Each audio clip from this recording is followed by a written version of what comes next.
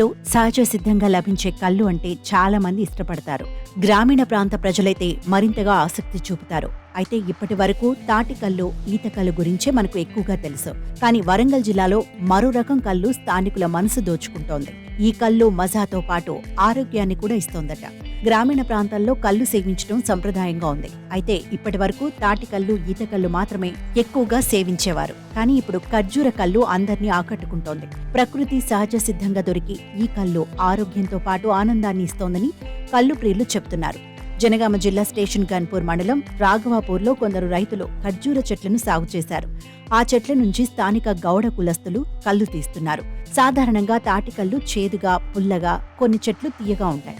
ఇది సేవించేందుకు కొందరు ఇష్టపడరు. కానీ ఈ ఖర్జూర కళ్ళు మాత్రం తీపిగా, టేస్టీగా ఉంటుందని కళ్ళు ప్రియులు చెబుతున్నారు.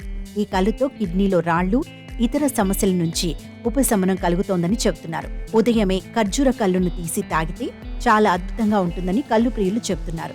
రాఘవాపూర్ ఖర్జూర కళ్ళంటే ఒక బ్రాండ్గా మారింది. ఒకసారి ఈ కళ్ళు తాగినోళ్లు పదే పదే వస్తున్నారు. దీని టేస్ట్ గురించి తెలుసుకొని వరంగల్, జనగామ ప్రజలతో పాటు హైదరాబాద్ వాసులు కూడా తరలివస్తున్నారు. ఖర్జూర కళ్ళను తాగిన ప్రతి ఒక్కరూ ఫిదా అవుతున్నారు. తాటి చెట్లు, ఈత చెట్లు కొన్ని నెలలు మాత్రమే కళ్ళు ఇస్తాయి. కానీ ఈ ఖర్జూర చెట్లు మాత్రం సంవత్సరం పొడవునా కళ్ళును ఇవ్వటం ఈ చెట్ల ప్రత్యేకత. అయితే ప్రభుత్వం ఖర్జూర చెట్ల పెంపకాన్ని ప్రోత్సహించి తమకు ఉపాధి కల్పించాలని గౌడ కులస్తులు కోరుతున్నారు. రాఘవాపూర్ ఒక ఖర్జూర చెట్టు రోజుకు 20 లీటర్ల కళ్ళు ఇస్తోంది.